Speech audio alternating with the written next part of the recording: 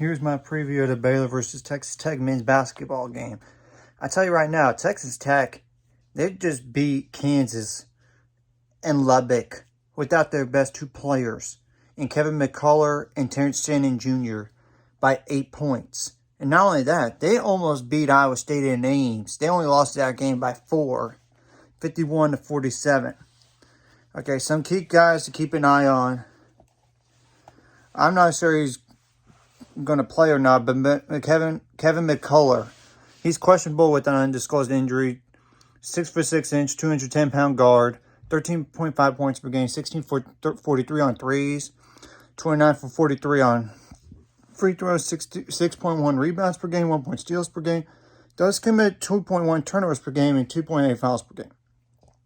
Bryson Williams is another player. He's 6'8", 240-pound forward. That's senior, 11.9 points per game, 12 for 29 on three-pointers, 19 for 30 on free throws, 4.9 rebounds per game.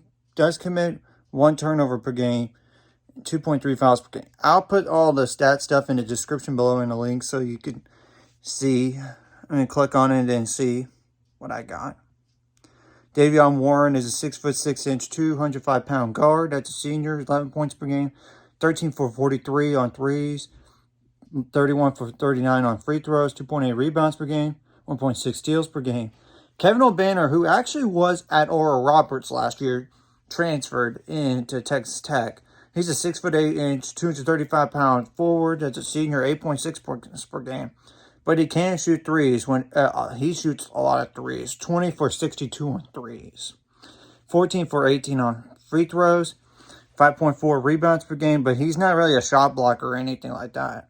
Adonis Arms is a 6'5", 200-pound guard. That's a senior, 8.3 points per game. 16 for 42 on threes. 18 for 29 on free throws. 3.5 rebounds per game.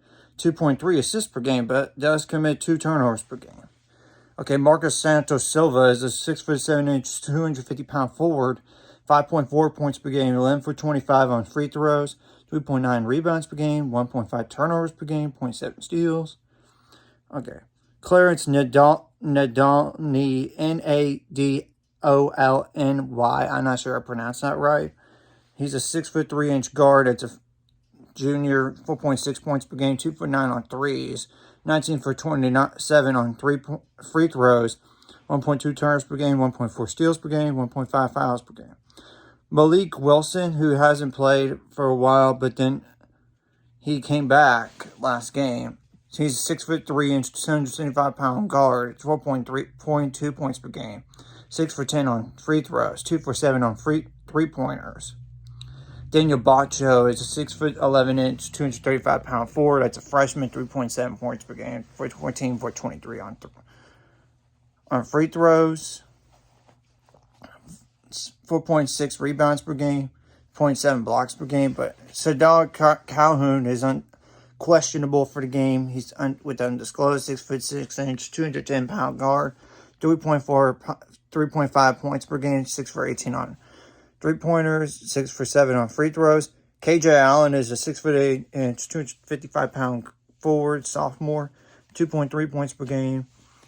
Chibuzio Agdo is a 6'7", 220-pound guard, 2.1 points per game. The other two guys you don't have to worry about. The best player is Terrence Shannon, but he's out indefinitely with a back injury. I don't expect him to play this game. Okay, what Baylor needs to do, you got to take care of the ball a lot. You got to be like the second half you were against TCU. Only committed 3 turnovers in the second half. You got to make a lot of shots, get to the free throw line, try to draw contact, because Texas Tech will give you chances to get to the free throw line.